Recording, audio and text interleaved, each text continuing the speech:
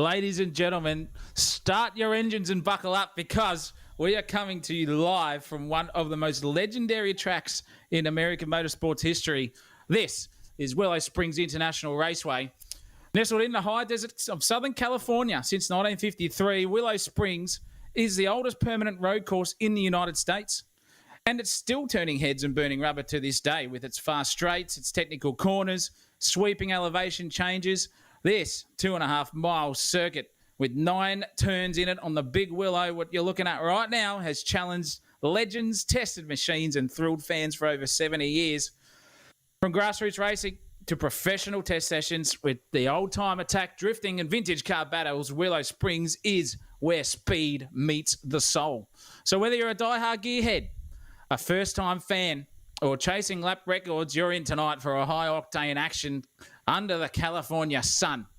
So settle in to the Lazy Boys because this is Willow Springs Raceway, this is Wednesday Cup, and this is Sensational TV.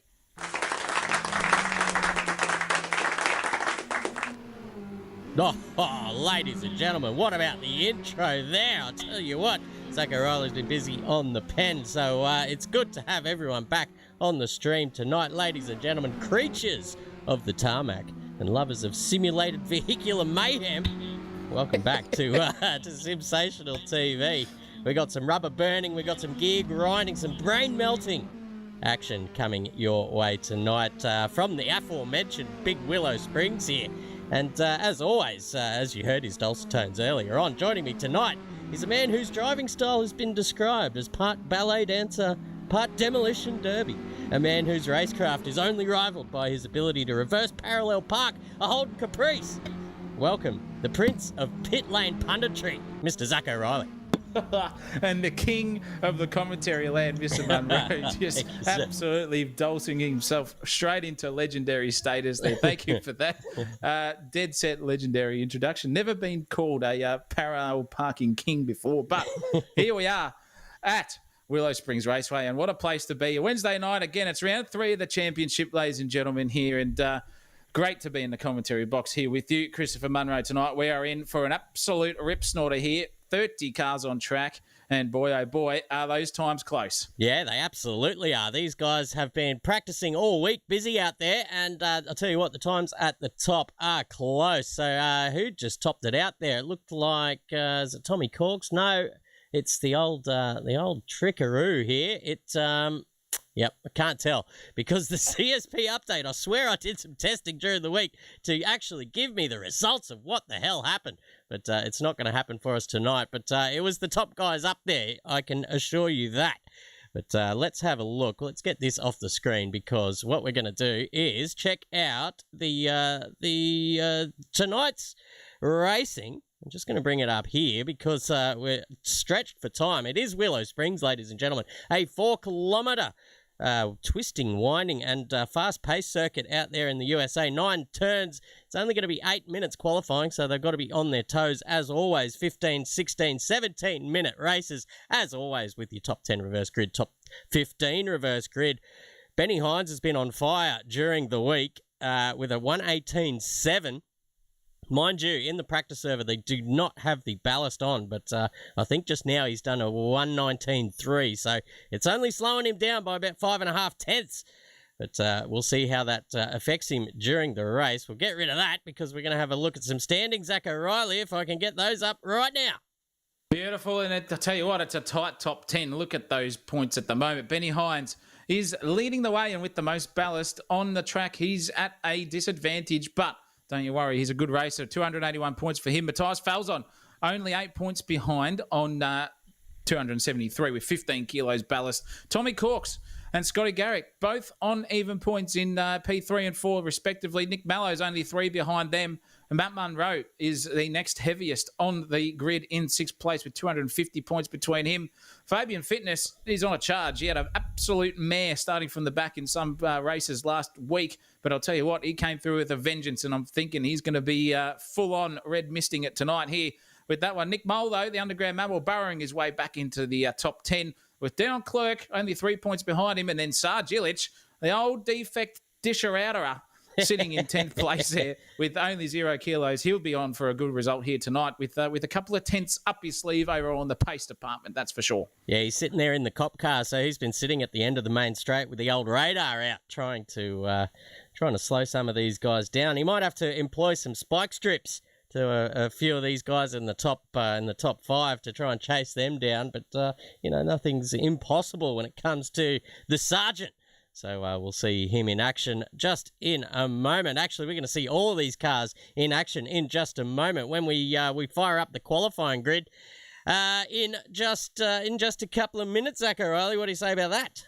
I would say that would be what we want to do, because Wednesday Cup is here. And we know what we need to do, ladies and gentlemen, is we need to go racing. But first, we need to go qualifying. So sit back, relax, get those cup of teas filled up, fire up the Canara if you're in South Australia and Victoria, because it's absolutely piss cold down here. But we'll be back for qualifying in just a hot second at Sensational TV.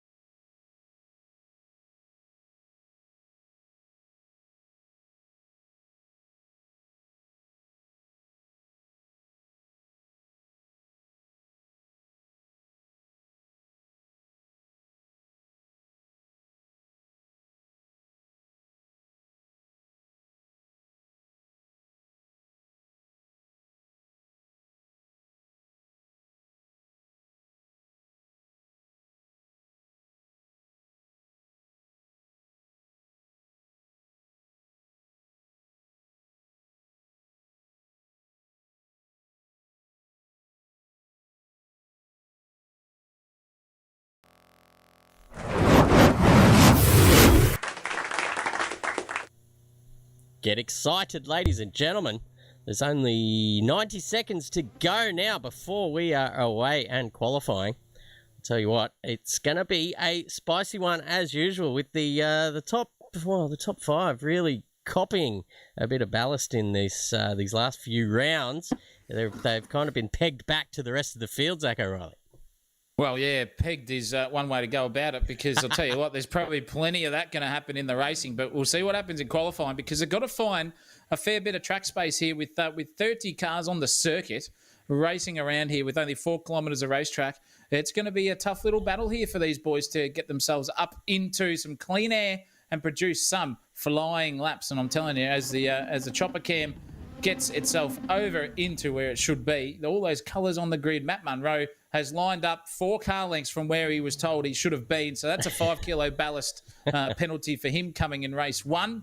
And right behind him is a very, very tumultuous man. And I mean in a positive sense. That is one Fabian Fitness. And I'm telling you, he is on for a rip snorter of an event tonight, with Scotty Garrick also climbing his way through the field. Yeah, you got Ben Hines there as well as Nick Mello. So pretty much the usual suspects all at the front of the pit lane, ready to go. As you can see them all stretching down one by one, and then just about the same amount just sitting in their pit boxes, just probably happy to take a little back seat and let these guys go and battle it out. Maybe wait 30 seconds or so as we go green. You can see them all streaming out now, and that is, I think that's Colton moving in there on the in the Scottish or the Greek livery.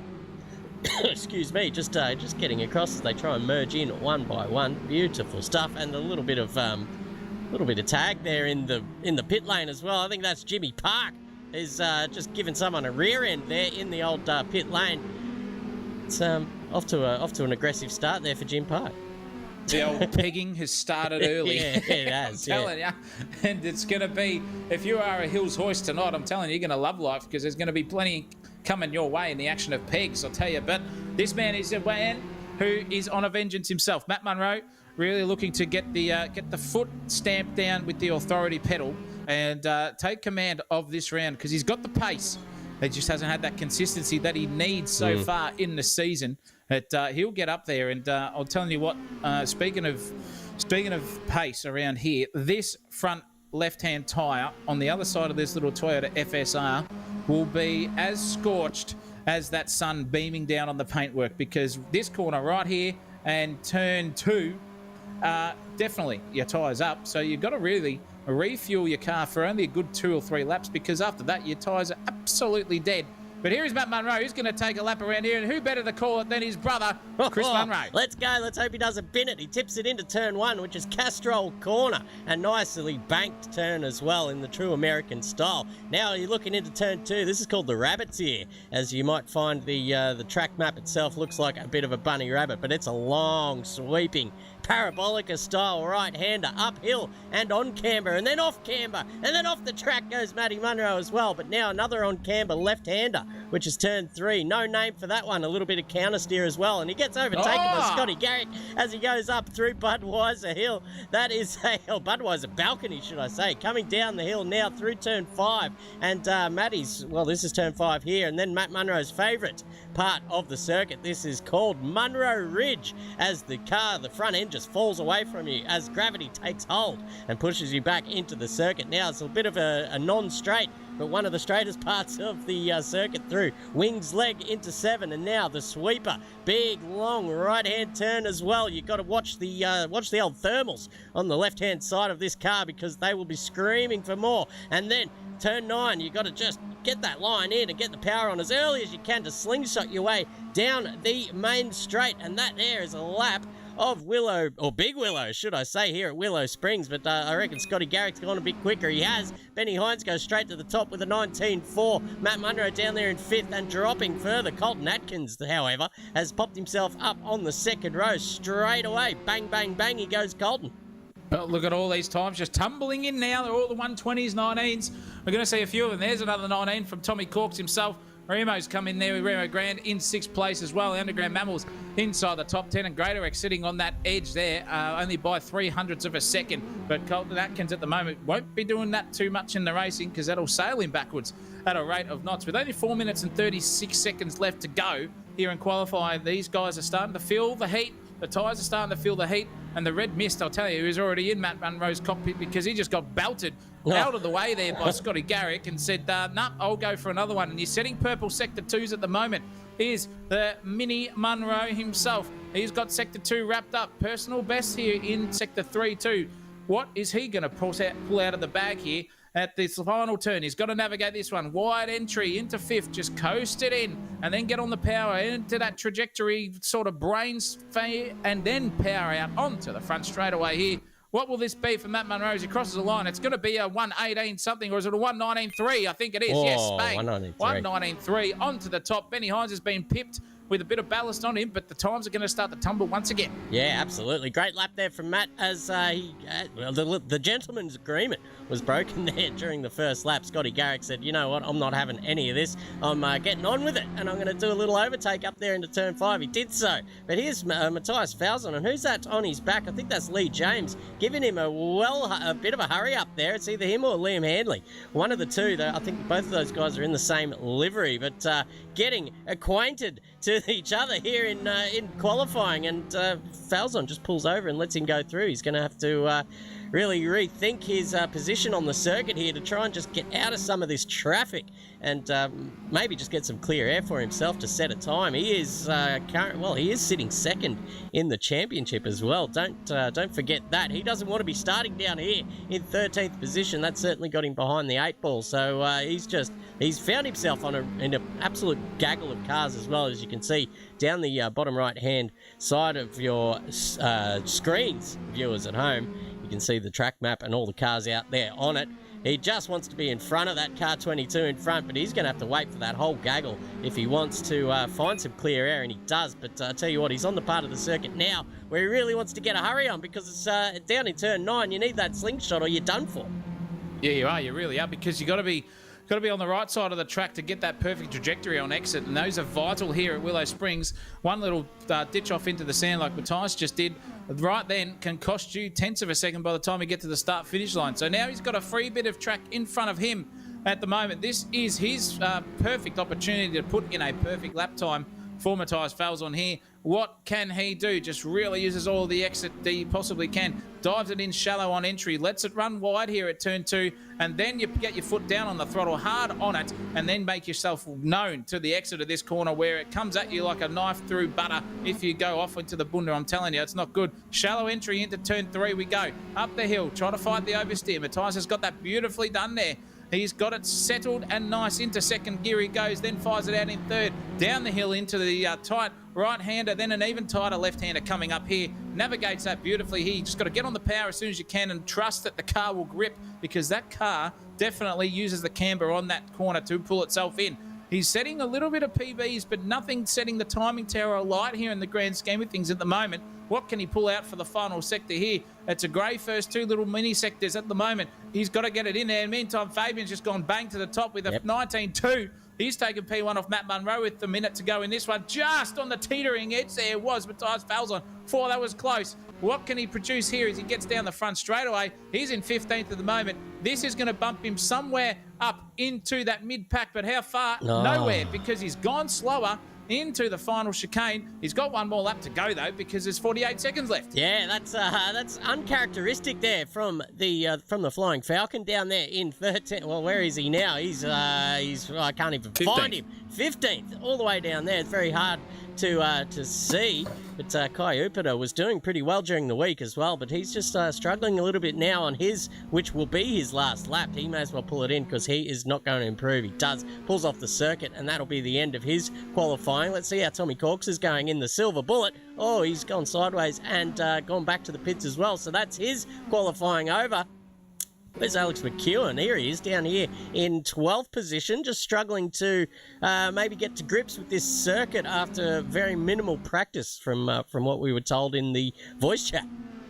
Yeah, he's got to get the brain in race mode, he said to himself earlier. But 19.8s at the moment. We know what happens with this guy. He just takes his time and be patient in the race, and he just lets the results come to him. So don't worry, he'll be up there, and he's fighting with Ben Youssef, and he's just punted him and said, "Nope, that's it. I'm out. I'm going to absolutely just go back to the pits and settle for 11th at best." Top three have gone over the finish line, so that is it at the moment, unless Tommy Corks has got an answer for him. Sarge is up there in the top 5, our 10th place getter in the championship, inside the top 5 for race 1. Putting on a great display. Upita's not going to get around because he was done, as we saw.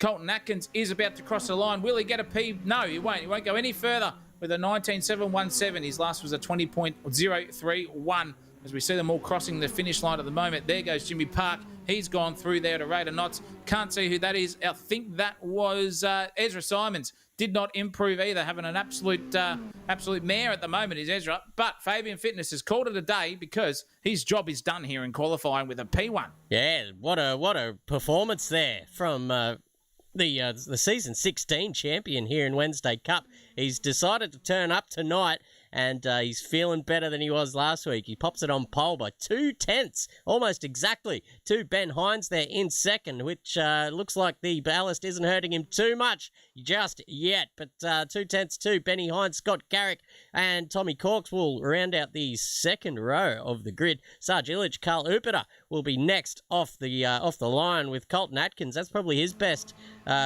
qualifying effort or result so far in the server. And look at that. There goes the old CSP. We've got no idea who came next, so we're going to be back in just a moment with the actual results. Tell you what, it's I do not know how to fix this. Someone tell you in a second. Someone sent an email. I swear I fixed it, but apparently not. But everyone in the chat, welcome. We've got Hayden W86 says evening all. We've got Matt Hagman. We've got Fabian doing two things at once. Ron Marshall as always.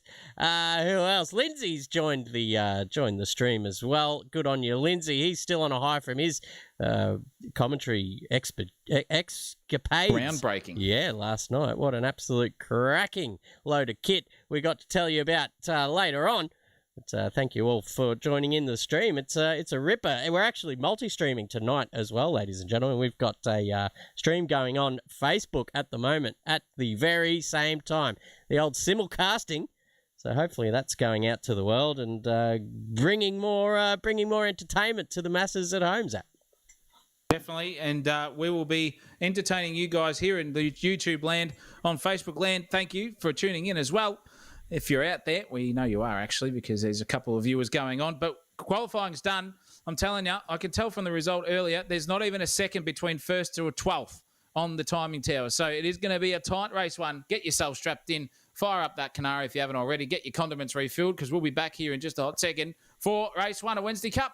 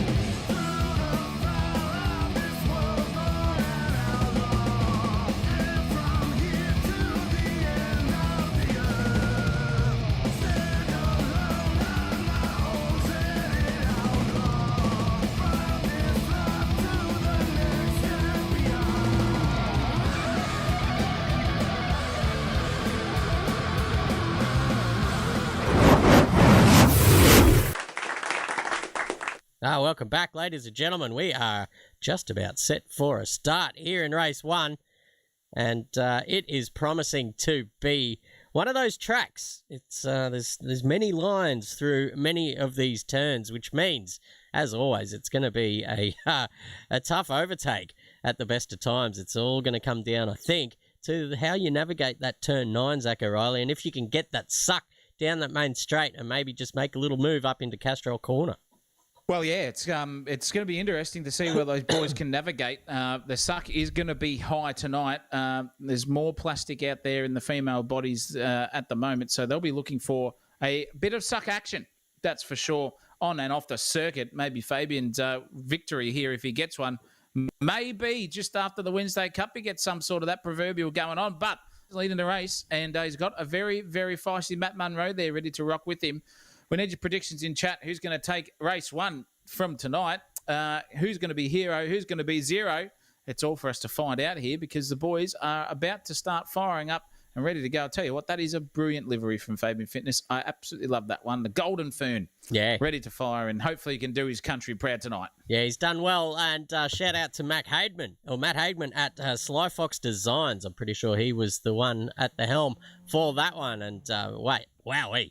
Great to look at, and so is the rest of the field, to be honest. Lots of colours to have a look. We've got Fitness and Munro off the front row. Benny Hines got Garrick behind them. We're not going to get through them all because the lights are up and ready to go. We're going to get ready for a start here, ladies and gentlemen. I'm going to keep this view right here, and we're going to get a good old view of how these two start off because we are ready, and now we are racing for round 3, and it looks like Fabian did get the jump, but Matt Munro is going to sit there in the slipstream, maybe dart out to the outside of the track there. Fabian holding him at bay. Look, here comes Scotty Garrick up the inside as well of Ben Hines. Those two guys are battling it out now. As you can see, the field comes streaming through. 3 wide, 4 wide, however you like it. Look at them, 2 by 2. There's a car off the track as well. I'm not too sure who that is, but they will get back on safely and go to the back. But look at Benny Hines here. He's got Scott Garrick on his outside or inside now, and Scott Garrick's going to make that position stick, but almost outbreaks himself as Nick Mello takes advantage of a wide braking Ben Hines as well. So he's going to maybe look around the outside here at turn 6 or 7, wherever we're at here at the moment. They come down the hill for the first time. Looks like Colton Addins and Jupiter and Sarge Illich, actually. Jupiter and Illich side by side. The cops just take control there and go to the lead of that little battle. But look at this Fitness right up the back. Matt Munro has made a move for the lead and got there as well. This is, we've seen these two guys come together, Zach O'Reilly, and we're going to see it again. They are two feisty customers here battling it out for the lead of this race. Well, look at Fabian, just so confident on the brakes. He just gets it pulled up at the nick of time there. Absolutely dummy Matt Munro into, but Matt's going to go for a switchback here down the front straightaway. Fabian hasn't seen it yet, but Matt is approaching and closing on this front P1 position. Who's going to be brave here into turn 1? It is Matt Munro. He's got the overlap there done. Whoa. Is Fabian going to fight it back? He is. Look at that, 2 wide into turn 1. Oh, a bit of bunda and touching there. Matt's just kept it onto the black stuff. Here comes Scotty Garrick, though. He's gone firing around the outside of Matt Munro. He's probably trying to take Fabian Fitness's P1 off him too. Yeah. Now it's a 3-way tussle here. Just rubbing quarter panels and front bumpers here at the moment. This is Scotty Garrick versus Fabian Fitness. Matt Munro on the outside. Scotty's still on the inside. Oh, this is incredible. Matt's gone for the send and took that P2 with Storm, but he's overcrossed it. He's oversteered on exit. Scotty's going to try and fight it. He's got Benny Hines behind him too now. Oh, this is incredible racing here. And he's gone wide again. Here comes Benny Hines now. He's going to try and take P2 off Matt Munro. He doesn't. He slots in. Scotty Garrick's the biggest loser, but for how long? Because he's tried to go up the inside. Here comes Nick Mello as well. Up the inside of Scotty Garrick, following the suckage of Benny Hines now. And it's 5 or 6 cars getting involved here over P3. Oh, look at that. Tommy Cork's now up the inside as well. 2 wide into the final turn. Tommy on the inside. That's probably not where he wants to be. Has to go around, has to let Mello through there. But look at the suck that Mello's got here on Scott Garrick. Once he gets around this turn, we're going to see what the pace of the young man is. And you can see just Ben Hines just in front of him. Matt Munro just in front of them, all in a single file here at the moment. We're going to ride on board with Scott Garrick because he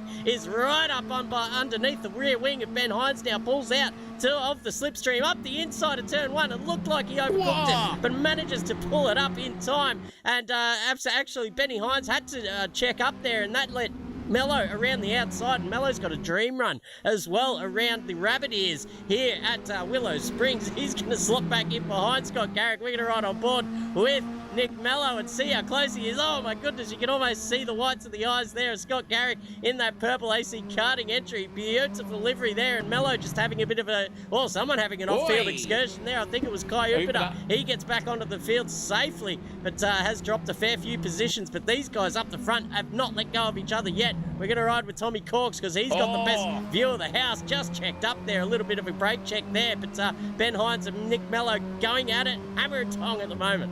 Oh, that was a full punterino there from Nick Mellow on Benny Hines. They nearly crossed each other up, and Corks just nearly had the dream run of his life, but they survive one more corner here, and this is the final turn of the racetrack here at Big Willow. They're fighting hammer and tong through 2 or 3 different lines you can take through here. Nick's gone for the wide entry, late apex, but it hasn't helped him because I reckon Tommy Corks at the moment, that chrome-looking vehicle is starting to get a little bit feistier under that helmet at the moment. He's got a half a suck, but so does Nick Mellow on Benny Hines too. Down the front straight away we go. The top 3 is Fabian Fitness, Matt Munro, and Scotty Garrick. And then this is the tight little battle here over P4, 5, and 6 that we're looking at on your screen at the moment. Another car, Upita's off again in the background there. Dion Clerk's having a good old tussle here with Jimmy Park. Jimmy Park's on the unfavoured side of the racetrack, and he's going to get eaten up there.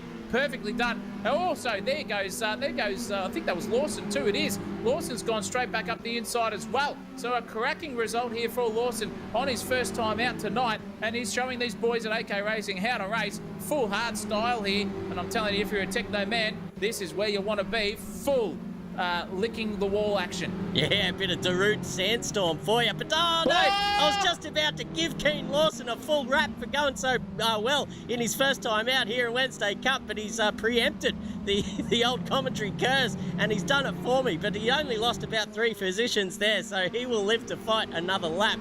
But it's good to see that the newbies out there giving it a good old crack as well. It looks like Wallace and Upita are just swapping positions now towards the final turn. This is turn 9, and we'll ride on board with Wallace and see how he navigates this final turn. There's a little bit of a bump there as you get down the... Yeah, that was an absolutely cracking run. He's going to have the suck, and he had the better exit as well. It says ciao on the car in front, but it's going to be bonjour in just a second when Benny Hines comes rocking through with the well, it was Hines with the fastest lap of the race, but this is Wallace we're riding on board with. Carl Upita in front, and not letting go either is Hayden Wallace there in the number 88. Nice little livery there as well, but these two locked nose to tail. How is he going to make this move stick? Maybe up here into the next little left-right braking zone perhaps, but I think Upita's all over it. He's driving in his mirrors and doing it nicely, keeping that car 88 at bay. But that was a little bit of a mistake there, just to compromise his exit. And here we go. They might even go side by side here. They do not. Wallace just thought better of it there and just jumped out of it, and just in time really as well.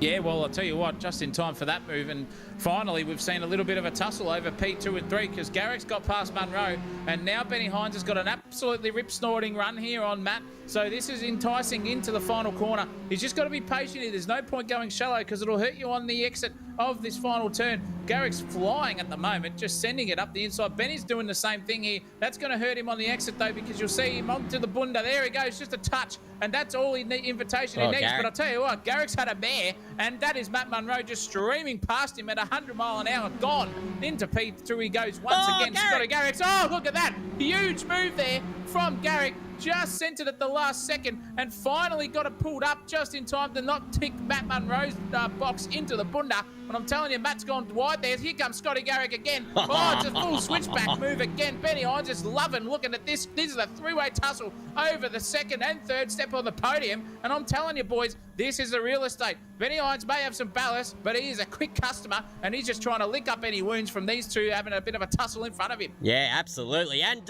as Sly Fox says in the chat, while these guys are battling, Fabian Fitness has buggered off up the street, just gapping them by about 3 seconds now. And that's what happens around these kind of circuits where the line is, well, it's the king of all things. If you get the line right, you can really put the lap times in. You have a good night out too. Yeah, well, yeah, well, absolutely. Yeah, the bit of Darude Sandstorm as well. That's twice we've referenced that, and I haven't heard that song in 20 years. Might go and listen to it after the race. But here's Benny Hines lining up on Garrick this time. He's lined up, and ready to go. He's got the drip down the back of the throat, and he's about to set loose on the purple car in front. But these guys, I'll tell you what, all the battles up and down the pack, we're going to have to keep one eye on some of these cars, because there are 30 plus in the server at the moment as well. So all these guys deserve a little bit of time. Let's go down the back here and have a look at our newbie, Keen Lawson. He's out there having a good old time. He's made his way back up to 17th. Got Greyward behind him,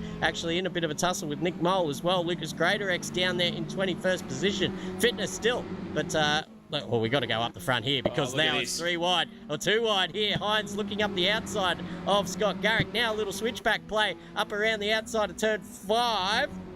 Around the top of the hill there. That might just release Matt Munro. If these two guys can start to battle, Munro will breathe a sigh of relief, because he can finally just start to concentrate on putting some lap times in, rather than double checking your mirrors and your car radar to see if there's one of these blokes trying to send it up the inside at one of these turns.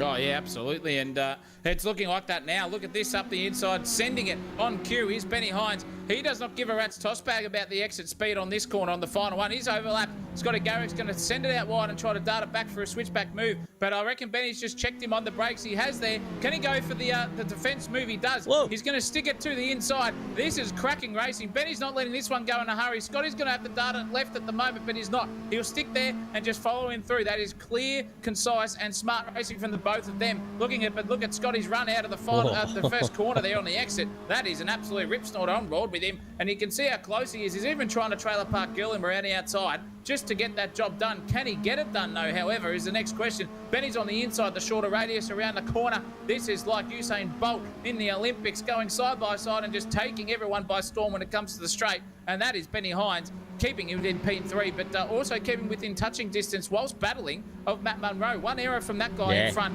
and that is all she wrote. Well, that's what's kept him in touch. Just as we switch to these guys battling, Matt did make a massive mistake there out of turn 5, so you probably see these guys a little bit closer than what they should be, really, after that amazing little battle they had. Let's go down the field here. Colton Atkins and Dion Clerk side by side here at the moment. Dion just sends it in. Beautiful move, but Colton Atkins is there, ready for the switchback, but Dion just sort of parks it there on the apex, and heading down the hill here. They're going to go side by side again, wheel to wheel, almost a little bit of contact there. Colton has the advantage of about a car's length and has the preferred line coming into turn 9, but I'll tell you what, Dion is the man. He's going to send it, don't you worry about that. He will, up the inside he goes. Oh no, Colton Atkins has had a volley. He's gone 2 wheels off, and that is no grip out there, I'll tell you what, and he is now battling with the old the Ewoks out there in the sand. He almost spun it around like Shane Warne, but he is back out on the circuit. But look at this car's coming thick and fast. He's going to have to really watch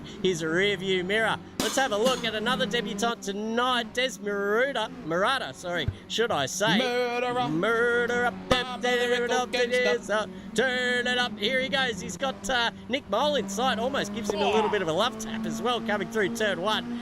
He's rip-roaring and ready to go. He actually did some pretty good lap times in the practice server as well, so he's certainly got pace in that thing. The Italian stallion machine of the number 99. Here he goes down through the uphill section of this. But Nick Mole, he's a seasoned veteran here in Wednesday Cup. He knows when to get involved in these kind of battles and when to just wave the white flag and wait for a better time to take advantage of said new car to the driver, or to the server, should I say. And Nick Mole just lets Murata through there easy enough, but pretty Wallace well done there.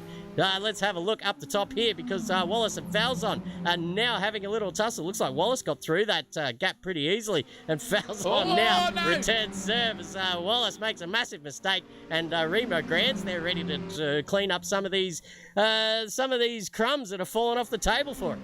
And the sand in the mouth too, I'm telling you. He just absolutely copped a mouthful, did Remo, from that off from Wallace. But Falzon and Wallace were having a good old tussle there for a good half a lap. And I'll tell you what, once Wallace gets back onto the pace, that red mist descends out of his cockpit, he'll be right there. But look at Remo, just up the inside he goes. full moving style. This is fantastic racing. I'm loving watching this. Remo into 7th place he goes. He's going to take that position unless there is a fight back from Falzon, which there is. Round the outside, he's going to fight the oversteer. Now here comes Wallace. He's involved in this one too, so on board with him we go. We'll see what he can do here and see, because the guys in front of him are doing a bit of following with each other. If Wallace gets himself into a perfect position, he will be right there for the taking, and that is what he wanted right there. Look at that, a car length already advantageous there for Wallace. Now he's just going to have to get into suck here. Can he take the position back off Remo? He's up the outside of him, actually, around this turn. It is a very, very tight place to be, but disadvantage at the moment for Remo, but there is no overlap, so there's no racing room needs to be given at the moment. What will Wallace do? Will he break early, into the final turn and get the switchback move? Because there goes Remo. He's just trying to send it up the inside of Falzon. Gets the job done, however. But here comes Wallace. It's going to be a three-way tussle down the front. Straight away we go. Mackay Neva Star at the front with the last foul up. And here comes Remo Grand. He's going to take P8. And at the inside goes Wallace. And then through the turn one we go. It's a full-on dead-set battle pack. Oh, that is incredible racing. And Wallace has come out in front. Braveheart, eat your heart out there. He's done it for Scotland here with only a minute left in this one. Can he hang on? Because boy, oh boy, is he in for a fight of his life. Oh, fantastic stuff there. I felt like we were back to the 1998 Melbourne Cup with Mackay Neva down there. But I might have got my years wrong. I'm not much of a horse racing fan. 2000 and something. But look at this. There's 3-4 cars now joining in as Kai Hooper joins the little four-way battle here, keeping one eye up the front because Ben Hines is just under half a second in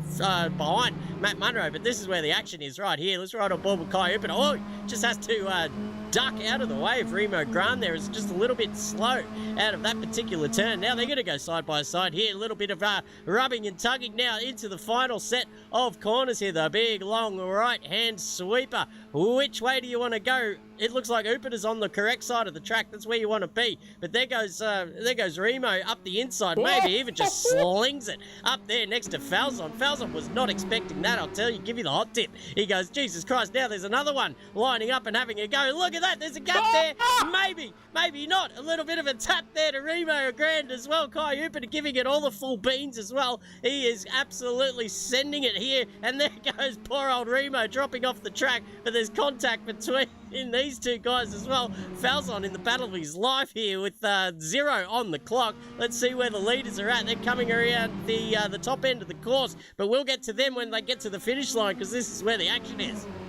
Oh, look at these boys have an absolute barnstormer again. Falzon's at the back of this one. Oh, and a bit of a touch there as well there from Remo on Upert. And a touch there from Falzon on poor old Remo as well. So we're looking at a 3-0 tussle even again up the inside. Just dancing it off the in the field there was Falzon. Can he get the overlap here? He's got to focus on the exit here to get the beautiful move and run done. And he does so. So a little bit of a wise head here from Matthias Falzon. He's in the top 10. He's going to start off pole. Maybe a strategical P10 here for Matthias. But this battle is sensational. But Fabian Fitness is about to cross the front, finish straight, and cross that finish line to win race 1 in absolute domination. 3.5 seconds. Thank you, mother, for the rabbits. Takes the first cherry of tonight. Matt Munro gets second place. Benny Hines, full-on unbelievable pace from this guy. 22 kilos of ballast on. Still manages to stay within 6/10 of Matt Munro for P3. Scotty Garrett, Gallon effort in 4th.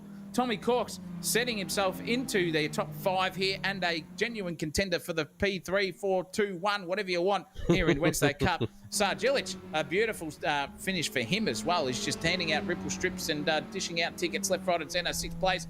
Wallace in 7th. Upert and Remo for the battle of their life. That was nearly a photo finish there for P8, 9 between those two. And Falzon rounds out your top 10. Yeah, cracking racing all up and down the field. Dion Clerk has to settle for 11th place with Lee Crowther down there in 12th. Nick Mello in 13th. We don't often see these two names with Alex McEwen there in 14th down so far. Lucas Greatorex in 15th position with Des Murata out there on debut up there in 16th position. That's a fantastic result from him considering the skill levels that are out there on display. So he will only improve once he gets used to the racing out here in Wednesday Cup. Nick Mole in 17th position. Liam Handley down there in 18th position. Young Handley can do better than that. So can Colton Aitkins. He had pace during the week. He was in the free practice session. He was up there like in the top 3. Yeah. So he certainly just needs to sort out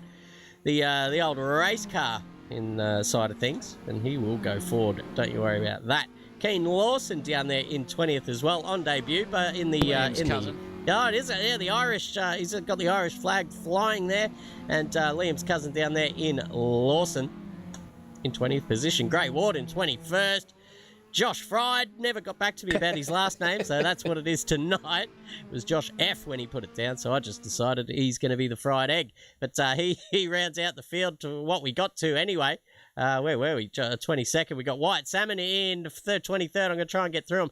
Geitzman, Dooley, Barber, Park, Buttigieg, Conan, Priest, Scott McEwen, Brian Craven, and the two broadcast cars at the end. I don't know if that was in the correct order, but that setting doesn't seem to do anything. There will be a request sent to the old CSP drivers, and hopefully that gets fixed on the next update. But for now, how you not entertained, people at home? That was absolutely unreal. The racing up and down the field. That's I tell you what, this track is bringing out the best in some of these drivers, and certainly Josh Fried Chicken, says Lindsay Muddle in the pack. Yeah, well, the Colonel. Yeah, the Colonel. There you go. That's him. The new Colonel. We got the Colonel. We got the Captain. We got all sorts of nicknames for these drivers coming in race 2. Zach O'Reilly. Definitely, and a big missing of one of those nicknames is tonight is the carburetor himself, Mr. Holly. He will be back next week, but he's out tonight. So we've got them all, ladies and gentlemen. You want entertainment, as Chris Munro said, you better bloody be entertained because you've got nicknames, you've got songs, you've got discotheque, you've got everything. You've got excellent racing, you've got excellent commentary here at Sensational TV. You know what to do. Click that like and subscribe button if you haven't already. But nonetheless, we're going to be set and fired up for race 2, which Matthias Falzon is going to be off pole, setting 10th in that final stanza there in race 1. That's where he's going to be. So stick around because race 2 is coming our way in just a hot moment.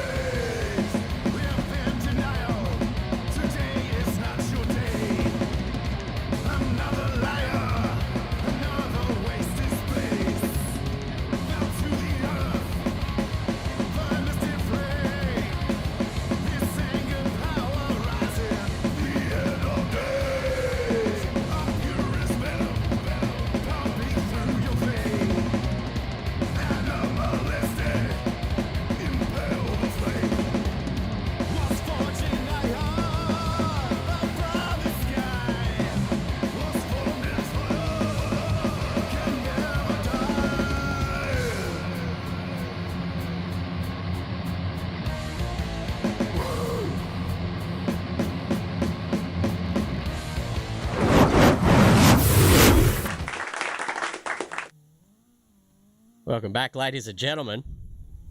We are about 60 seconds away from a start here in race 2.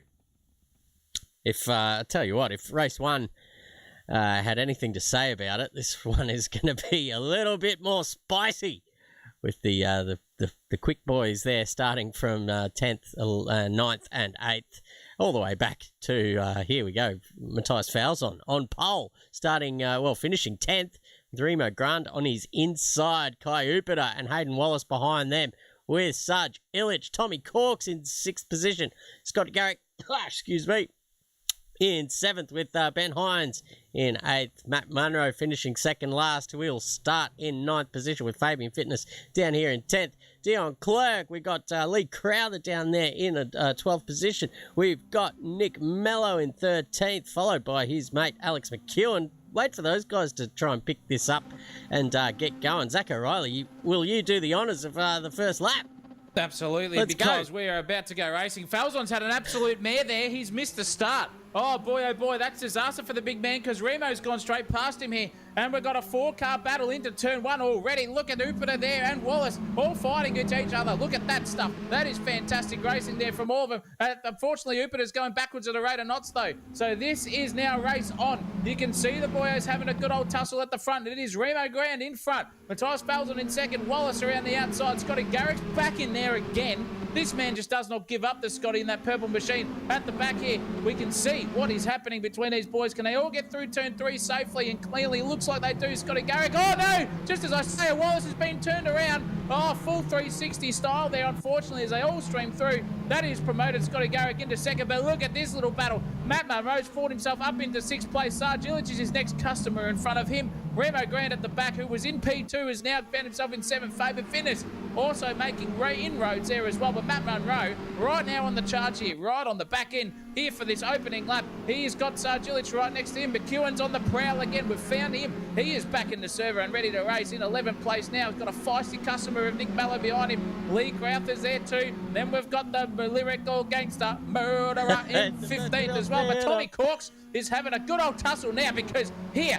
on the opening lap, it's about to be completed, but he's going to be completing another overtake. Here is Tommy Corks up into P2 past Scotty Garrick. Can he fight it there? Is Scotty going to fire it down the inside here? Oh, this is incredible stuff. He does again. Oh, my goodness gracious me. This boy has been on fire, but he's sent it too hard because Tommy is going to go around the outside, and it's battle on here for P3 and 4. Tell you what, Garrick's got that move sorted out. We saw him pull that maybe twice in the first lap, in the first race as well. Just sends it in deep through turn 1 and knows that he will have the inside running for turn 2. So it doesn't matter if he goes a little bit deep because it just turns into a bit of a defensive move there for turn 2. And he's just held Kai Upiter at bay there and just pulling on the pace and now pulling away from him as well. You can see Matt Munro now just right up behind Tommy Corks. You can see just on your screens how close they are. And that's Kai Upiter that's having a little bit of a sideways moment. Tommy Corks we're going to ride on board with is a lot closer now. He will just pull out of the slipstream, looking to go on the inside, but that Marlborough livery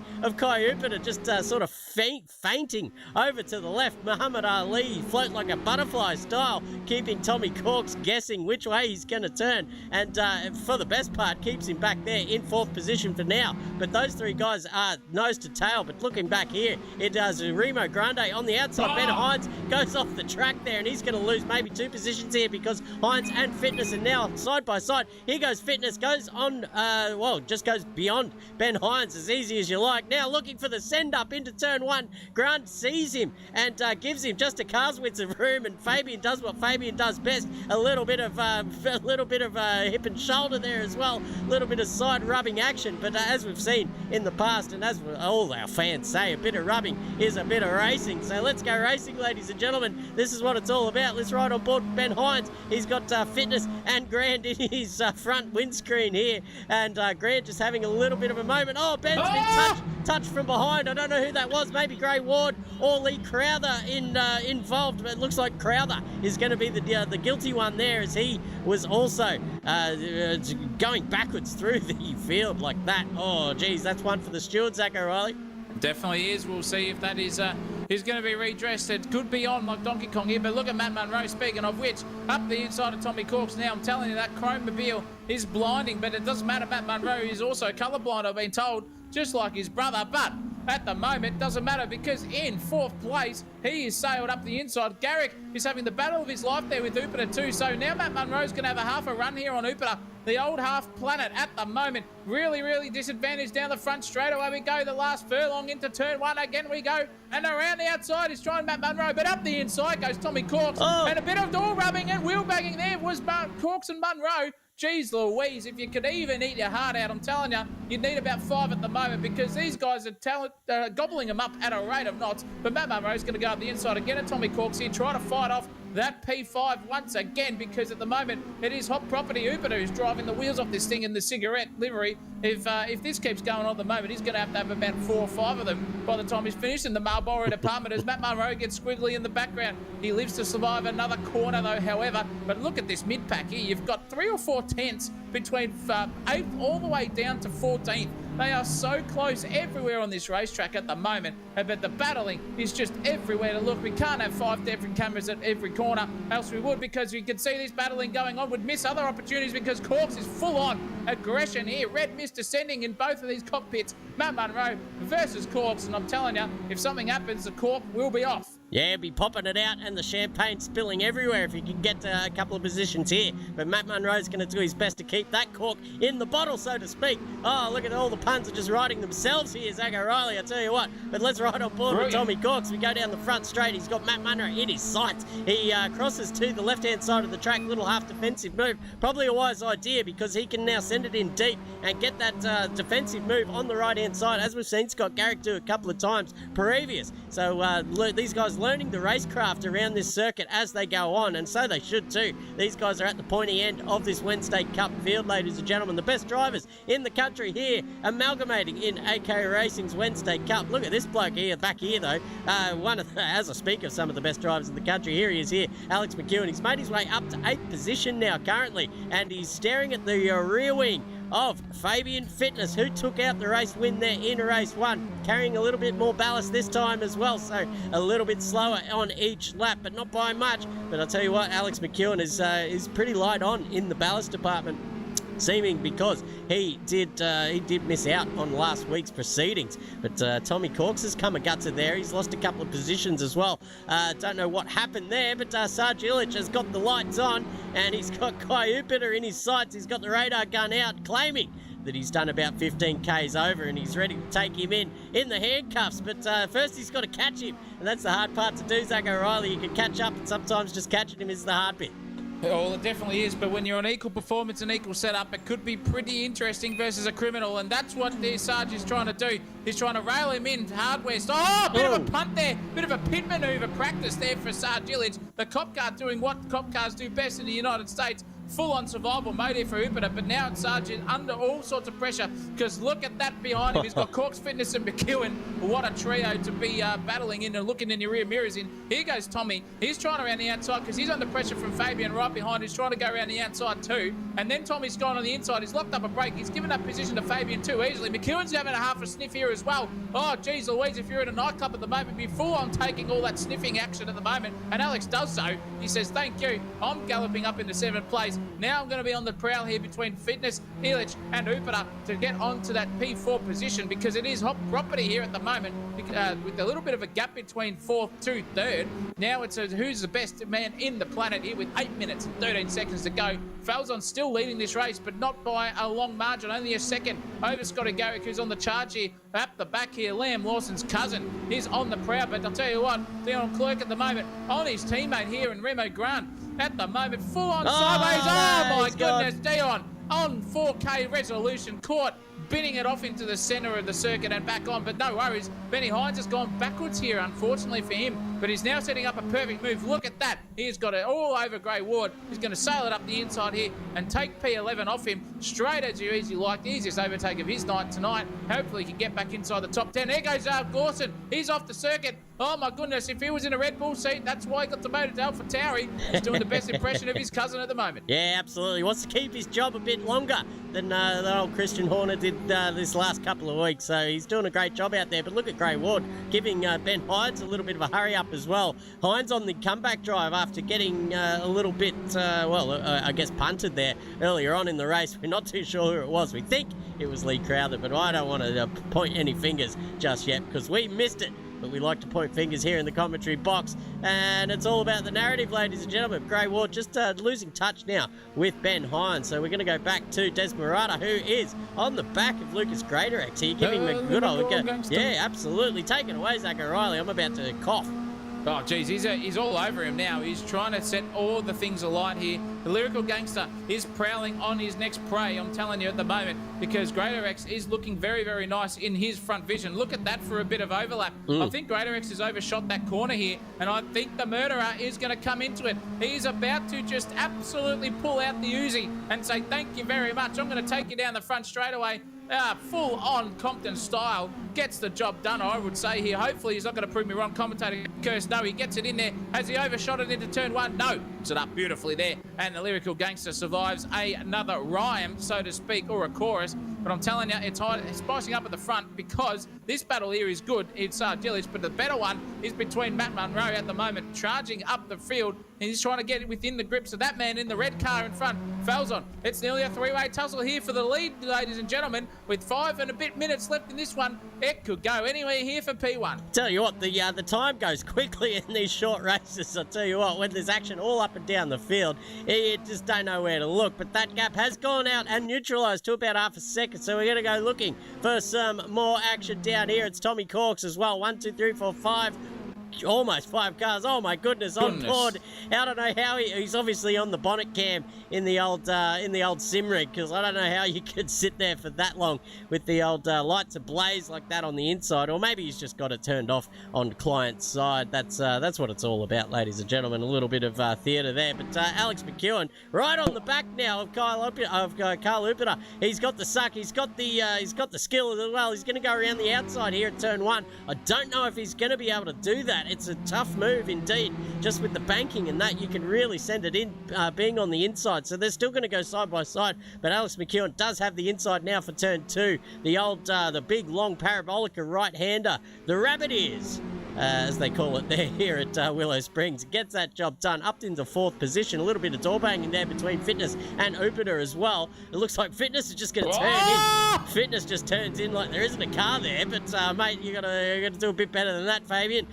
Now somehow keeps it straight and just barges his way through, goes up into 5th position finally. But poor old Kai Upiter's just getting bashed up here at the moment.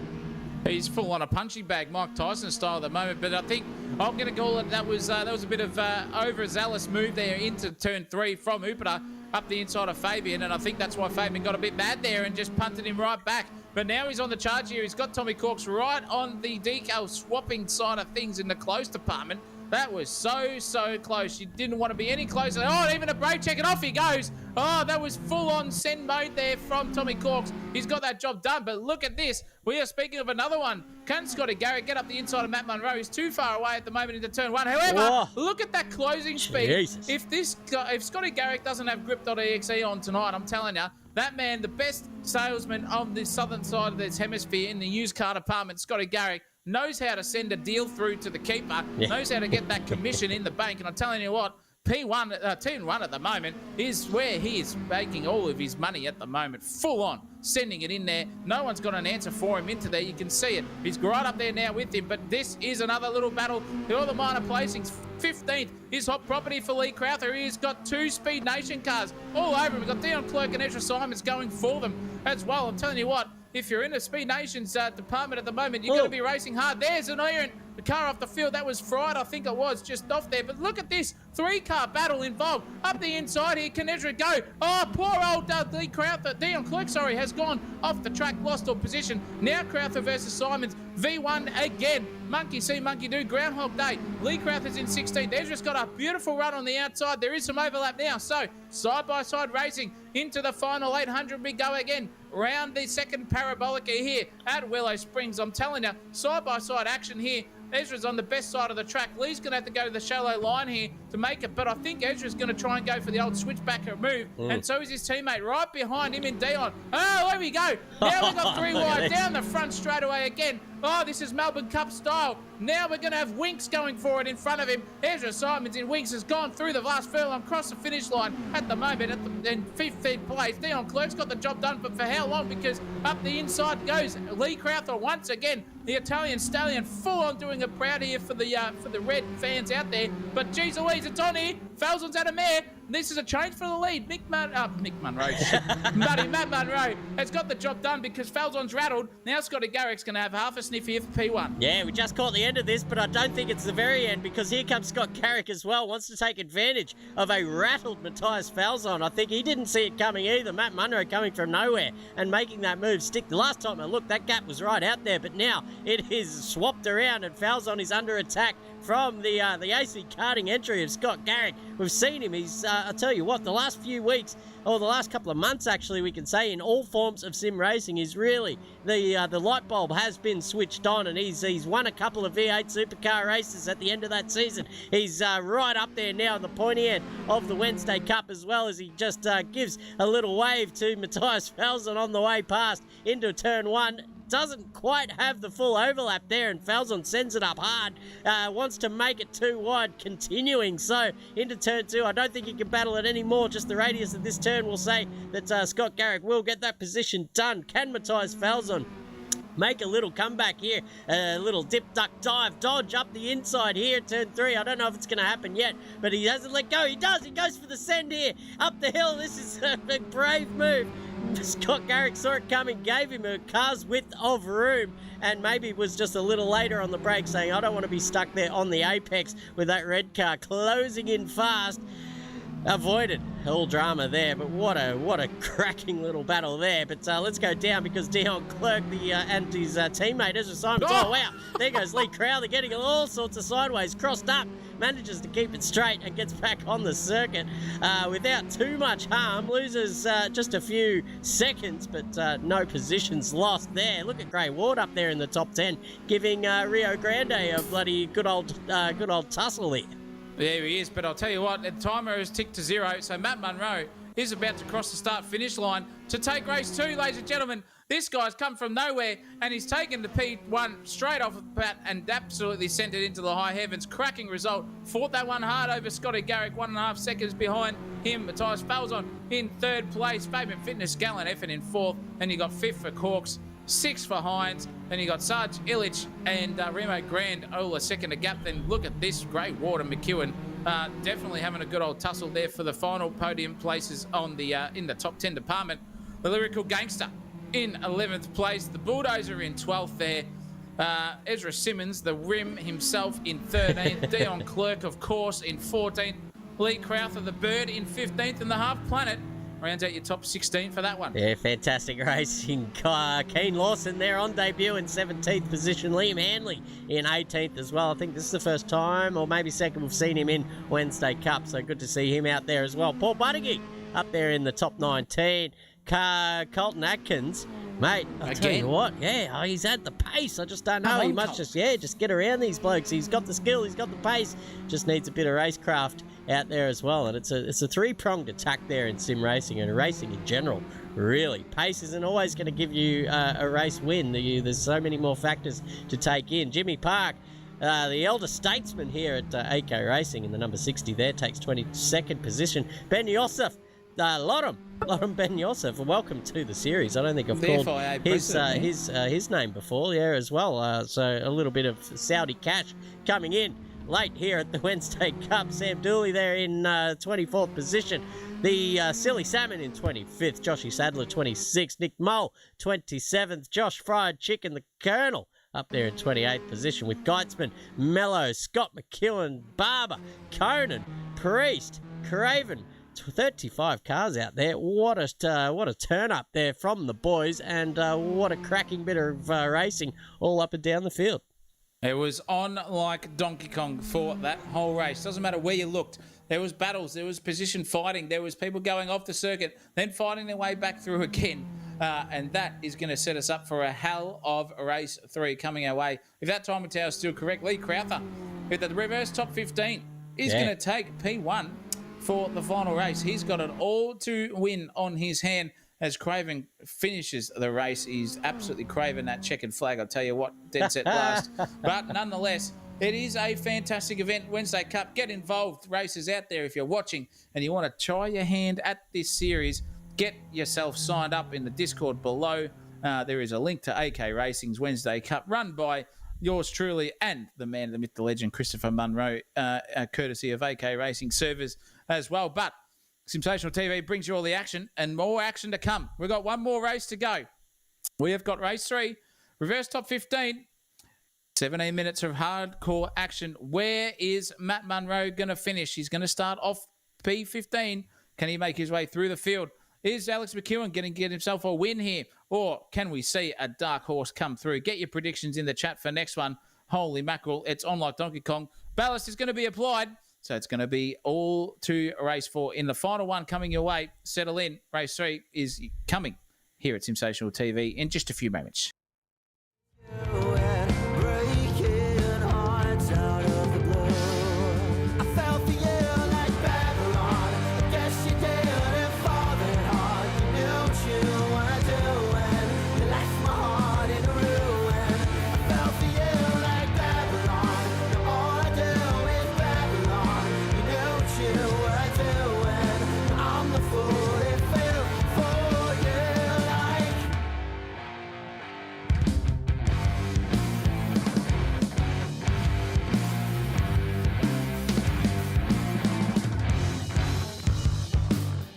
Expected it. You always loved a good lie, but I never would have guessed it. You always knew how to make me smile, but all of it was just you faking. And I was so caught up in myself, I didn't see that you were fucking him and fucking me and fucking her as well. I wish I knew someone as good as you. And breaking hearts out of the blue, I fell for you like Babylon.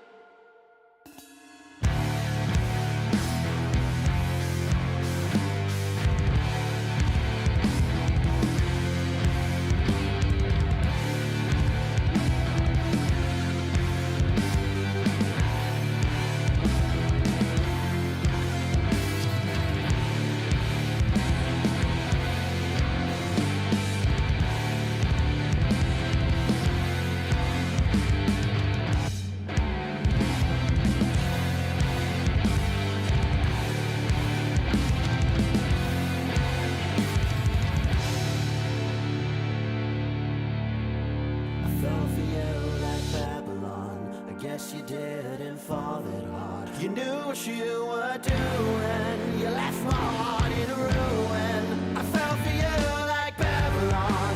All I do is Babylon. You knew what you were doing. I'm the fool that fell for you like Babylon. Yes, you didn't fall that hard. You knew what you were doing. You left my heart in ruin. I fell for you like Babylon. All I do is Babylon. You knew what you were doing.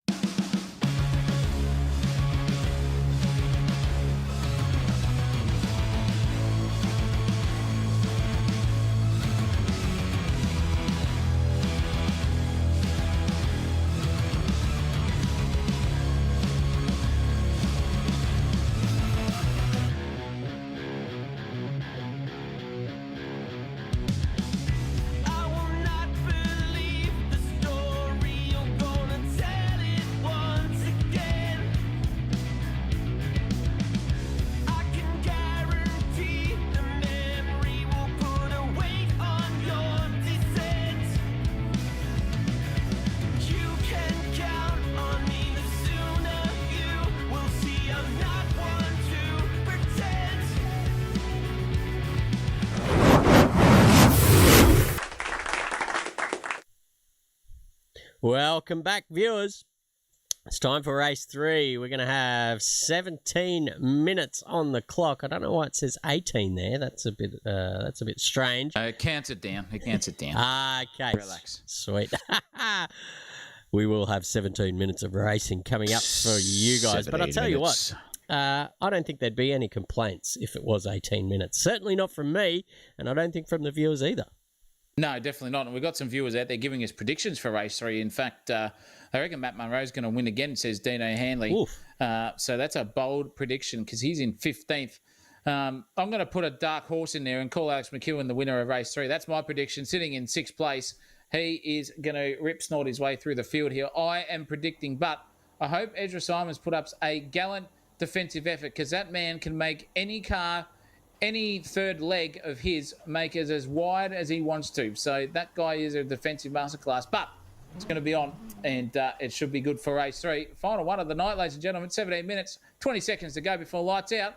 And Munro in Christopher is going to take you away for the first opener. Yeah, let's get a nice little bird's eye view of the start here, ladies and gentlemen. Let's see how my free cam skills are. Let's go from here. We get a nice little view here off the start. Yeah, we've got Crowther off pole position. Dion Clerk on his outside. Who's going to make the jump?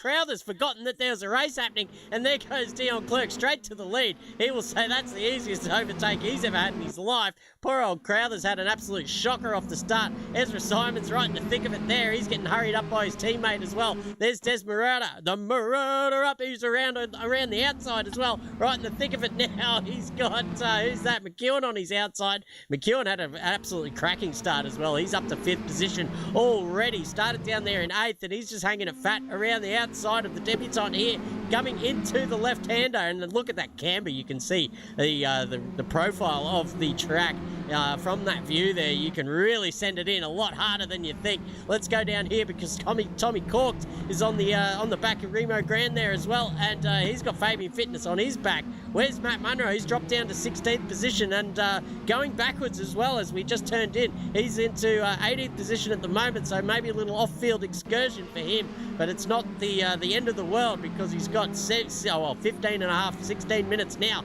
to get back. He's got Jim Park on his inside. He's going to have to be careful here because we know what Parky's like. He's not going to give any position up easily, especially coming into the big, long right-hand parabolica, or turn 9 or whatever you call it here. It's a diabolical turn indeed, and the left-hand tyres absolutely scream out, but up the top there's a change for the lead. Greater X has made his way to the front, and Dion Clerk going backwards because Simons is right up his ass, and here comes Alex McEwen. McEwen up the inside, Zach O'Reilly. Wowee, what a move. What a move. What an absolute move there from McEwen. Just saw it from a mile away, counted his chickens and said, yep, bugger it. I'm going to be absolutely sending it, and he's done it. He's got into P3 himself. But now, look at this little battle here. Remo Grant having a tussle of his life because he's got Lee Crowther again behind him. These two have been best friends all night, off the circuit, on the circuit. They don't give a rat's toss bag. But now they're going for it into turn 3. We go up the hill on the back end of Remo Grant. We can see it here. Lee Crowther just getting crossed up. There's Fabian. Yeah. Full-on overlap style. That was so hairy.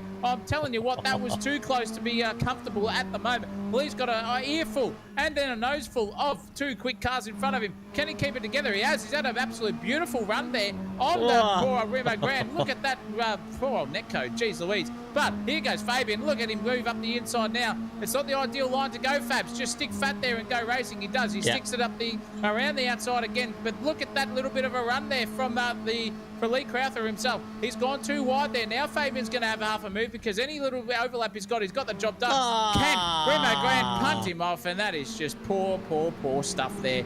Caught in 4K.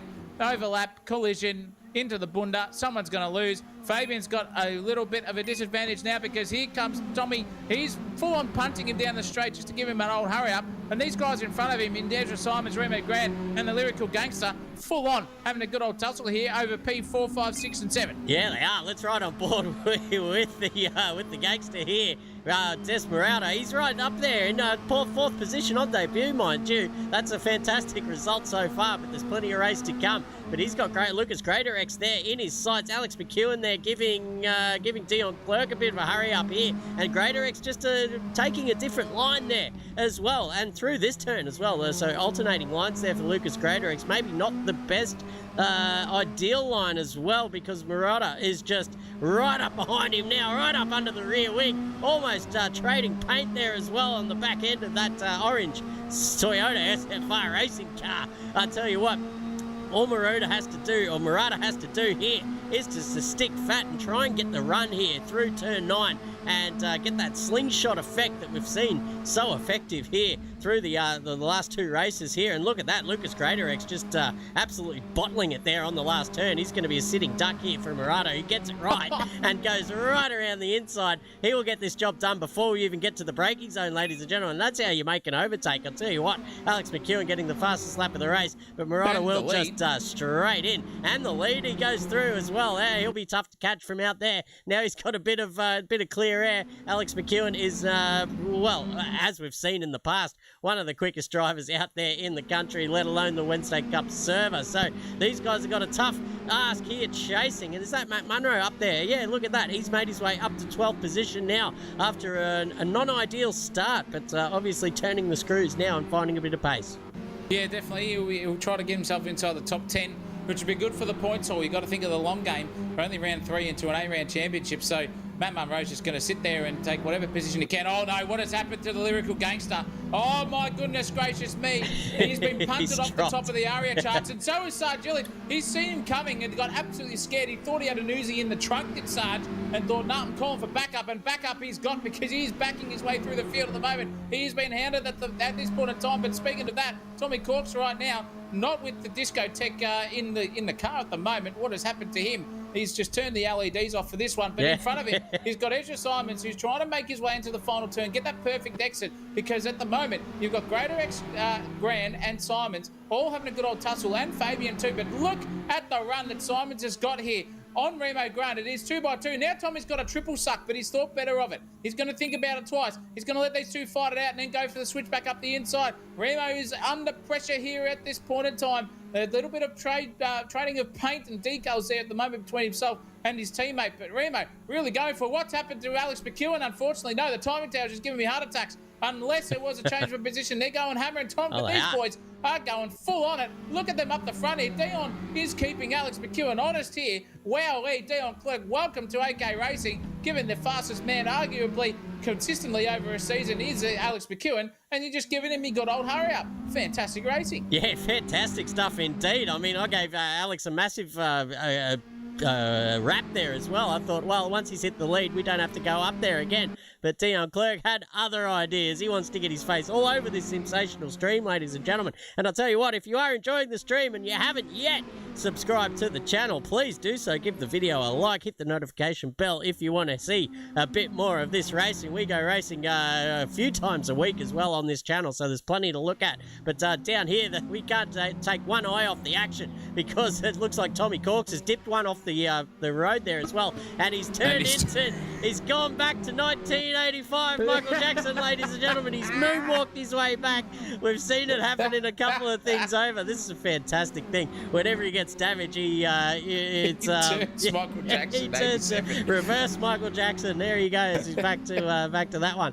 But got to be careful with your words, ladies and gentlemen. We are on YouTube and Facebook at the time being. But here's Murata here, the original gangster, up beside Kai Upiter now, side by side. Maybe a little bit of contact as well, but that's all right. He's spooked Upiter into just dipping a couple off the track there and takes that position. And now look at the Sarge just pop the lights on and says, excuse me, sir, have you been drinking tonight? I want a bit of a breath test there, and away he goes. But he can't just get the job done either. Upiter's popped the afterburners on and said, you're going to have to come and catch me, you I was going to say pig, but we can't do that. He's a copper. The old proverbial piece of pink bacon. Yeah. And we can refer him to the Baconator in 13th at the moment. I'm telling you, he is trying to get himself up into P12 because Upa, the Half Planet, and the Lyrical Gangster are keeping him honest at the moment. But tell you what, look at Remo Grant. He is right on the clacker once again of Ezra Simons. These Speed Nation customers are full on racing. If you need anything in New Zealand, Thrustmaster, GT, Next Level Racing, whatever you want. Yeah, get Moser into Speed as well. Nation. Moser as well is in there. Yeah. They are in the Moser side as well. Yep. Get yourselves onto that and get yourselves better equipment. Although if you're Zach O'Reilly, you can win stuff on a Thrustmaster. You don't need the Moser stuff. you can just budget yourself to a victory, that's for sure. But look at Remo. He's got that thing absolutely nailed. He's doing Scotty Garrick sort of moves here at the moment. Speaking of which, he's in 16th. Unfortunately, having a mare tonight, but Remo's just got the understeer dialed out of this car somehow. Look at that up the inside. Nearly touched noses and to bumper there. Bit of pegging, as we said earlier. Just in the action there and live on 2K resolution here at Sensational TV. And can they get the job done? The Remo's just 6 at 5 behind Ezra Simons. As I said, Ezra's making that car super wide as a Toyota Coaster in the bus department. Yeah. And that is sensational racing. Look at Paul Buttigieg, though. He's missing his offspring in Jake this season. We're missing Jake as well. Yeah. But usually 2 Air Malta cars out there. But he's fighting hard for his top 20 position. And you can see the old Colonel and Braveheart in front of him having a good old tussle. Matt Munro's come a mare. He was in 11th place, now down to 14th and fighting it with the old proverbial piece of bacon there, Christopher. Yeah, the Baconator. He's down there in 14th position, but Matt Munro obviously just up against the wall a little bit here with the added ballast from race 2 and starting 15th, down there in the thick of it. It is a tough ask at the best of times to navigate this field. They all know how to sim race, ladies and gentlemen. It's not as if it's just 1 or 2 speedy blokes out here. They are all capable of winning on their day, and we've seen that throughout the season. We've had a number of different winners throughout this field, and certainly the top 10 is a topsy-turvy affair at the best of times. So we'll keep an eye on that down there. But here's another of the debutants down here. Josh Fried getting overtaken here by Paul Buttigieg as well. We had an eye on him before, but this is a nice little battle down the back here. We haven't called either of these guys too much throughout the night, so let's ride on board with Josh Fried and see if he can get the chicken in the deep fryer here. Oh, a bit crossed up, almost nailing the back of Paul Buttigieg's Air Malta entry there, and he's dipping at the wheel like it's a bloody piece of wicked wings there into the supercharged sauce at the moment, but now he's just lost all out there in the moment. But now we're going to have to go up to Nick Mello, Falzon and Grey Ward, because there's a spicy little battle here. It's Zinger style up at the front of the field. Yeah, talk about Zinger. There goes Grey Ward. He's had an absolute mare, though. He's overcooked the chicken. That is definitely coming back through the drive-through style there in the chicken department, because here goes Falzon, got the P7 straight off him. Then there's P8 for Nick Mello, who's also having half a sniff. Jeez Louise, Nicholas, can't get too much closer than that, I'll tell you what, because Falzon generally checked him up mid-corner, but they're racing hammer and tong. Nick Mello doesn't give a rat's toss bag at this point in time. He needs to get himself up into 7th place there, but Sarge is not letting go. Grey Ward is not letting go of this one. I'm telling you, that red-rimmed rocket there from Grey Ward really fighting his way. He came from 21st all the way to 9th in the last race as well, so what a fantastic effort from him, mind you. Don't count him out of this one. Nick is definitely getting held up at the moment from Matthias. Matthias is trying to go for the inside run and then the final shallow exit and entry into this next little left to right section, but he can't get the job done. Can Nick get it all sorted on the exit? No, he's not going to do that. He's going to oversteer a little bit, and Sarge is right there, and this is bringing in Corks, the old wine bottle himself, and the lyrical gangster are all coming up to these boys and thinking, where can we get a little bit of a sniff here? Can we go to Elvis Presley's mansion and just start rubbing the old furry wall here? Because there's just half a sniff of a battle coming to fruition. To look at Nick Mello at the moment, full on up the end. He's now going to go for it. That is too wide there from Matthias Falzon. Nick Mello is going to have a bit of a suck here down the front straightaway. If you're an OnlyFans subscriber, look at this technique of the suck, because holy mackerel, California style. Here comes one Nick Mello, bump drafting down the front straightaway. He goes. Look at Grey Ward in the background having a tussle. Trailer Park Girl around the outside. No, it's work for Nick Mello. Look at Wardy. Just says, thank you, I'll take that position. Going to go side by side into this one. There's overlaps, so they've got to give racing room. Bumping doors, and there goes Dion Clerk. Unfortunately, from third, he's out. He's finally sent it into the bin. Nick Mello's got the job done on Grey Ward. And I'm telling you now, 4 minutes and 19 seconds left in this one. It is nearly time for the old Hong Kong for some of these boys. I'm telling you, they need to relax. They'll be sweating it out too. They'll be waiting for that. But here goes the Baconator up the inside there. Dion Clerk, we saw just falling off the track a little bit earlier. These two guys getting stuck in a little bit of hip and shoulder as well. Dion Clerk gets out of the throttle because he knows it. If he keeps on going this way, he might just end up in jail for the night, or at least in the lockup until he sobers up. But now he's going to have a little go up the outside now. The Baconator on the inside for the final turn, but Dion might just get this job done before he turns in. It's probably the best best outcome he can hope for here as well. You don't want to be going too wide around this final turn, but he does now. And here goes Sarge Illich up the inside. He'll just send it through, get to that apex, and send it out wide. But now he's vulnerable. And look, the switchback is strong here. Dion Clerk, you can see, just goes straight Nick past Mello. him. Nick Mello's had a bit of a mistake there as well. So he's just lost 2 positions like it's going out of fashion. And here goes Dion Clerk around the outside. Sarge just dipping a couple of wheels off the circuit as well, getting overtaken by Nick Mello on the in the process. Ben Hines is back there as well. He didn't have the best of starts to this race either. So Nick Mello and, well, who is it? Hines, Munro, all of these guys have got a fair bit of ballast on board and just trying to fight their way through the crowd here. It's 2 minutes and 48 to go. Oh, no. Greater X has found himself turned around. That's a disaster for him. He was on for a really good result as well. Zach O'Reilly just couldn't put it all together to the very end. No, unfortunately for him, he couldn't, but that's okay. He'll find himself back redeemed for next week.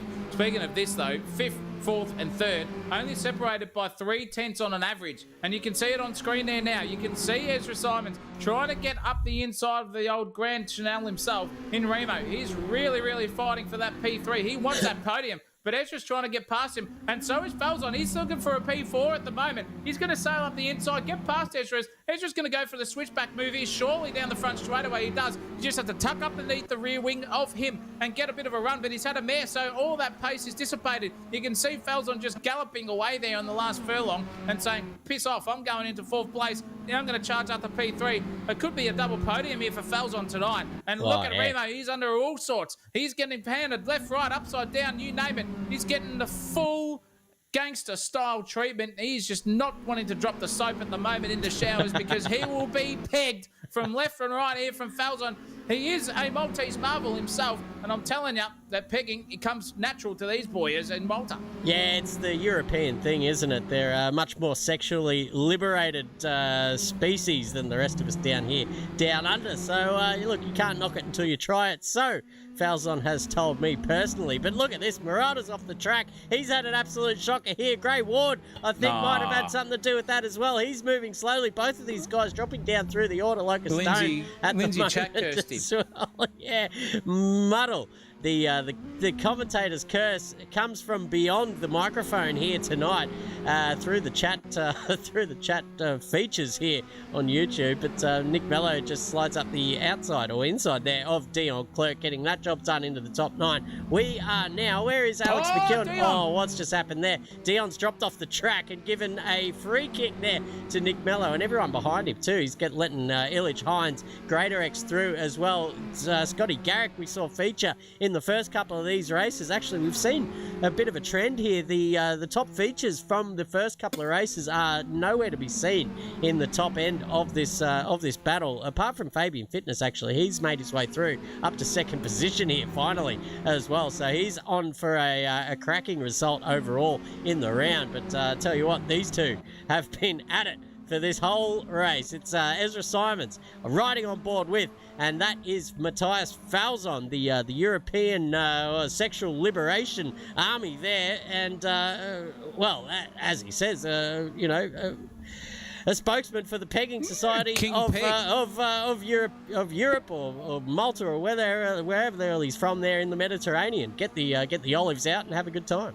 Have a good time. And speaking of which, having a good time, it is the last lap of the race. And there is a man out in front by 6.5 seconds thereabout. This man on screen, Alex McEwen, is going to take the final race of the night. Prediction correct. Number 1, Zach O'Reilly. Absolutely domination there. Fabian Fitness has come through to take 2nd, albeit a god's distance away from him. And same with Remo Grant with his maiden podium for Remo. Well done to big Grando horse. I'm telling you now, that's going to be a party there. I'm telling you, he gets the old 3rd leg out and just starts swinging it around to the misso as Remo Grant and says, have a look at this grand old 3rd leg. I'm telling you, that is a podium for him tonight. Falzon gets 4th place. Really, really good fight between himself and Ezra Simons there. And Matt Munro still made his way through to 6th place after having an absolute mare at the start himself. Tommy Corks gets 7th, and a photo finish between Corks and Mallow, which we missed, unfortunately. But that is what happens when you have domination out in front and there's 58,000 battles on the track. And it's still Nick Mallow in 8th. Kai Upert of the Half Planet gets 9th. The cigarettes are flying. the Defected and the Baconator, you name it, is there. Greater X, Scotty Garrick, 13th place for him. Dion Clerk, unfortunately, came amidst. He was inside the top 10. Miss out on that.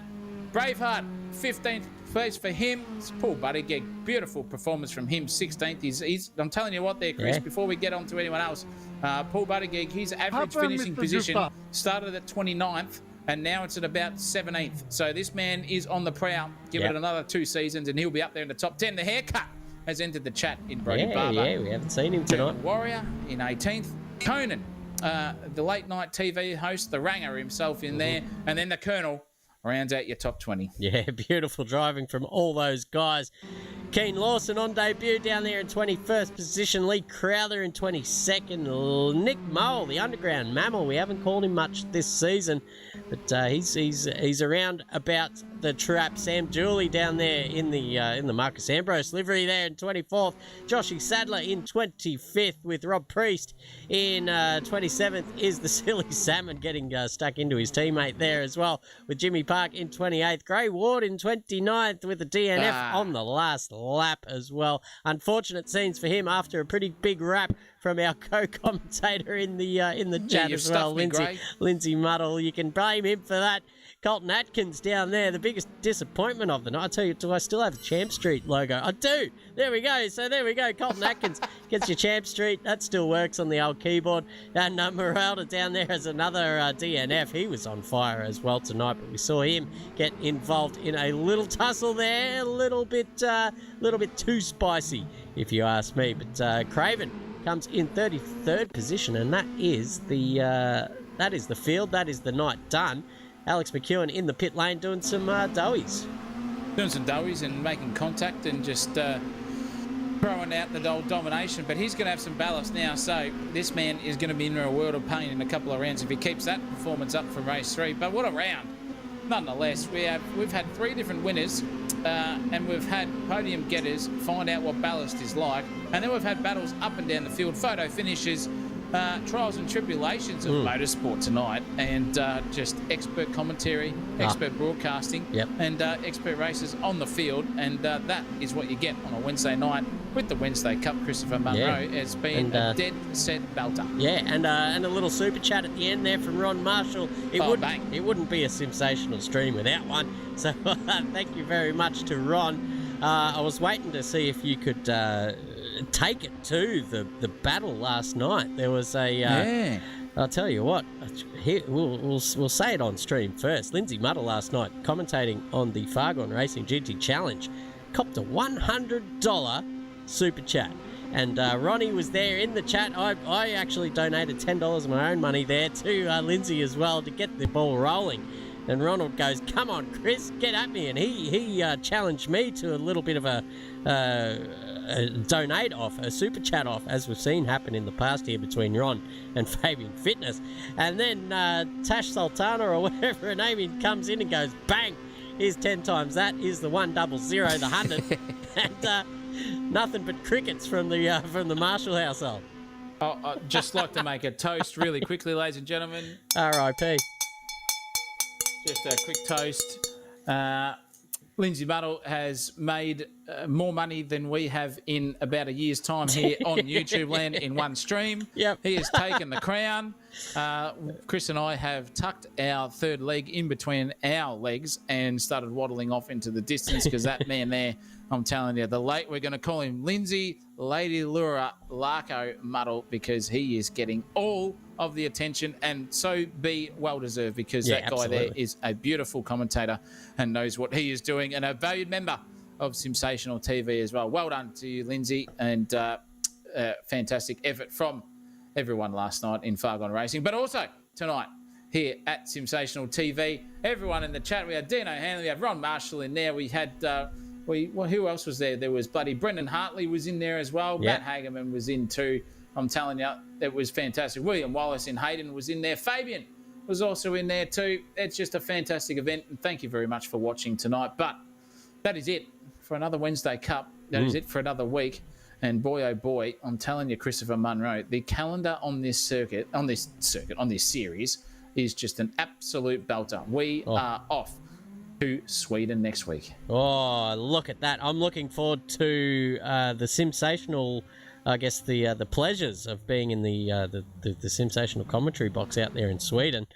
I've picked out my masseuses for the week, and I'm ready to jet set over there. I don't know what the food's like, but it doesn't really matter too much because we got some of the Aryan race rubbing parts of the body that shouldn't be rubbed, but it's all part and fair game over there in Europe, as we've already described earlier in the chat. Tell you what, Zach O'Reilly, the cold and flu tablets plus the alcohol of the red wine, should I say, or the red cordial, should I say, is starting to take effect here in the commentary box. So I'm going to turn off my mic and let you sign us out before I say anything too bad. Jesus. Dead set in the dead set, as set. Ray Warren would say, in the alcoholic department. I'm telling you, ladies and gentlemen, fantastic event tonight. Well done to every racer on the field and off the circuit, in the commentary box, in the chat box as well. It's been a pleasure to be with you here at Sensational TV tonight.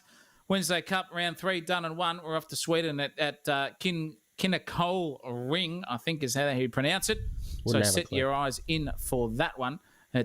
Christopher Munro's going to go and hit the old bathroom, maybe just take a nap mid-toilet stop, get himself relaxed and revived before we hit the plane.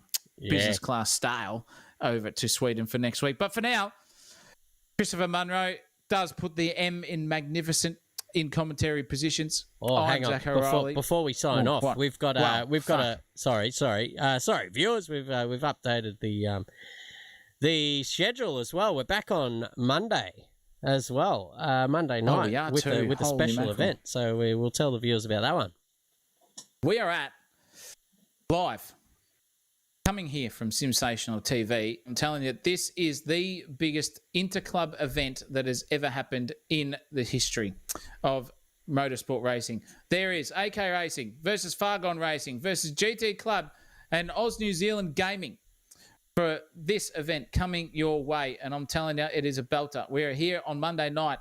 There is at least 4 drivers per club. So you've got at least 16 drivers on the field. And we are live from Holy Mackerel. And I've forgotten it straight off the top of my head. Slovakia Ring. Telling you in the Radicals, that is one to come and join us with. So tune in with Christopher Munro and myself, Zach O'Reilly, in the commentary box for that one. We're going to be live in the same commentary box, I believe. Oh, I would hope so. Yeah. With journeys up to Queensland coming from Saturday. Yeah. It should be an absolute belter.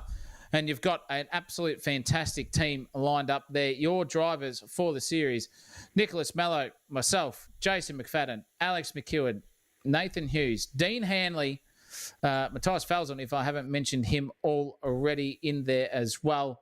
And I'm telling you, Will Kirk's involved in that one too. It is just an absolute belter of talent in AK Racing. The best of the best are going to be on the circuit for that night. And the super sub, Jason McFadden, is taking my spot for the first 2 rounds. So tune in for that one. Yeah. It's going to be a rip snorter in the Radicals. Sure is. But until then, ladies and gentlemen, it's time we bid you all adieu. It's been a dead set. It's one of the most action-packed rounds I've ever seen. I don't know if it's just the cars or the tracks or the drivers or an amalgamation of all three, but it's this Wednesday Cup is an absolute winner, and we enjoy streaming every second of it into your eyeballs, ladies and gentlemen, at home. But it's time now that we say goodbye. So what do you reckon, Zach? You wrap it up. You do it better than I do. So I'll say goodbye to the viewers now until next week. That was Christopher Munro, ladies and gentlemen. I'm Zach O'Reilly. Guess what? You're not. But until next Monday night, coming from the Slovakia Ring, it is goodbye for now here at Sensational TV. As always, you know what to do, ladies and gentlemen. Between now and the next broadcast, keep it flat out. Sensational TV YouTube channel. Don't fucking miss it.